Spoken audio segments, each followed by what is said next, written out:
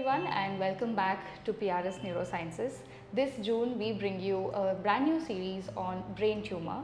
The 7th of June is known as Brain Tumor Day, and on that occasion we would like to bring you as much information as possible about the condition, its treatments, its symptoms, etc.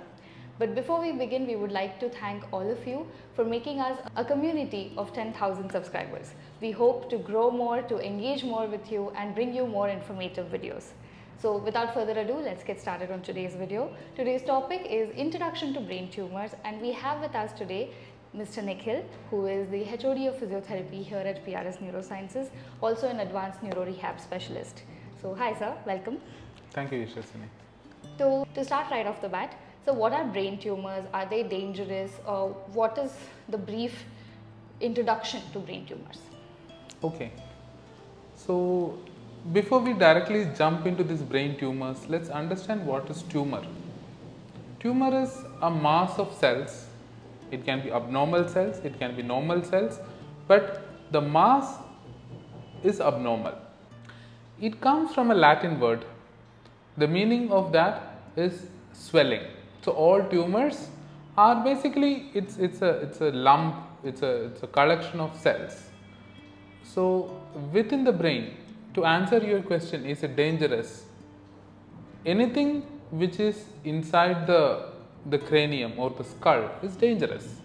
Just it need not be a malignant tumor or something which can spread. It can be a benign tumor, like which don't spread. Even that is risky because it's sitting inside a closed cavity.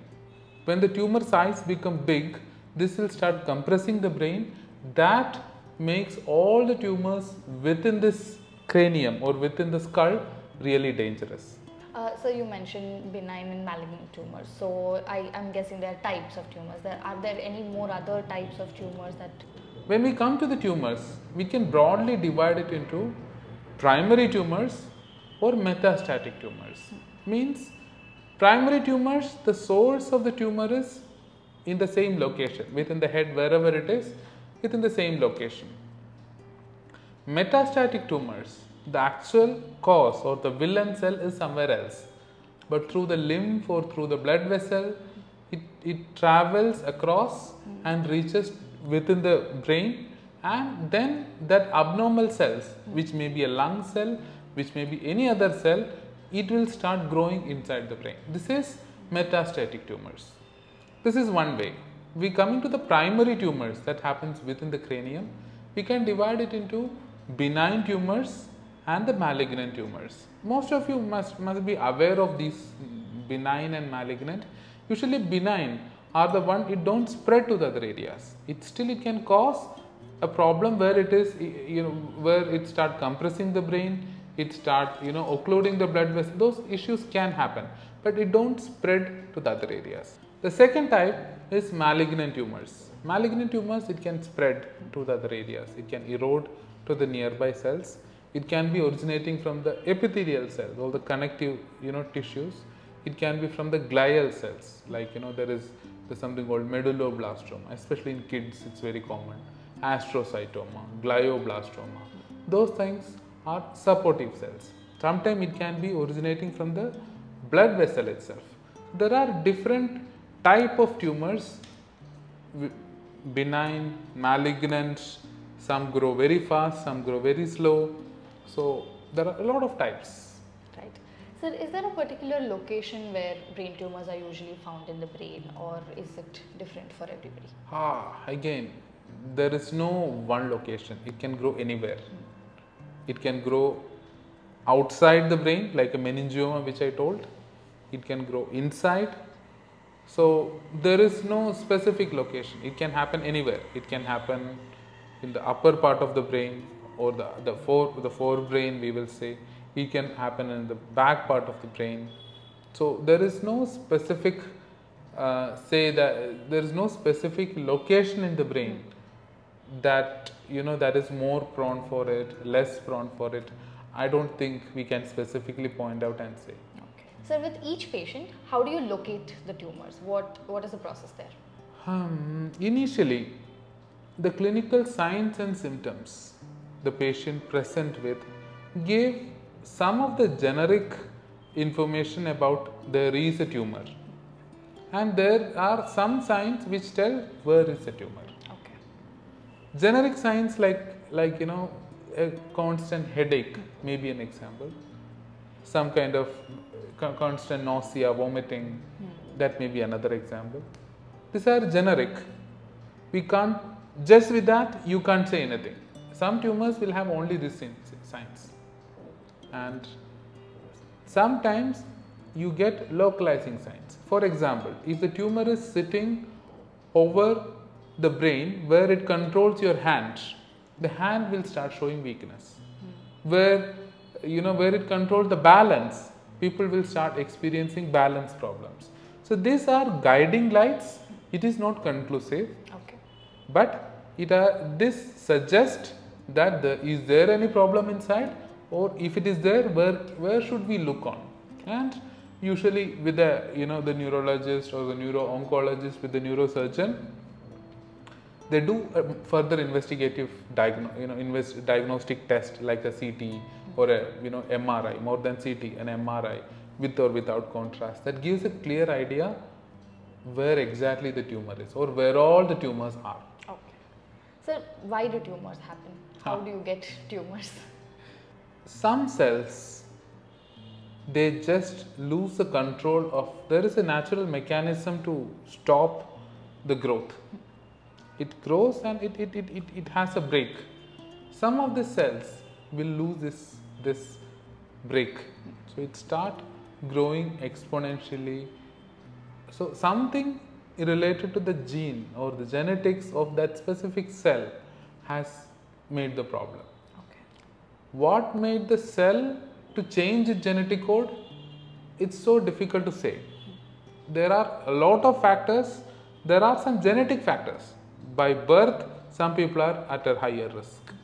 That's a genetic thing. And there are some epigenetic factors, and there are environmental factors which can trigger these cells to lose its control, lose its break.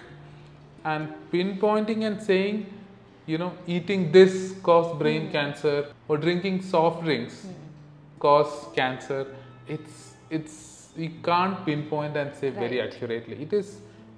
There are a lot of factors. So it's very difficult to say what caused this change until now, as of now. Right. But as the biotechnology and the medicine goes forward, I think we will come to an answer why actually it's happening. And that is the time we will start getting more personalized medications, gene therapies to get out of this cancer problem. So moving on to the next question, what happens after you're diagnosed with a brain tumor? What is the next step? Just having a brain tumor is not sufficient for any medical professional or any doctor to make a decision. We need to understand what type of tumor, how bad is the tumor. Depends upon that, the treatment options vary. Okay. If it is a benign tumor, just removing the tumor is good enough to resolve the problem completely. Some tumors, they put on a steroid therapy. Some tumors, they put on a hormonal therapy. So which will help to control the tumor. In some cases, if it is too big, surgical resection, surgical removal is required.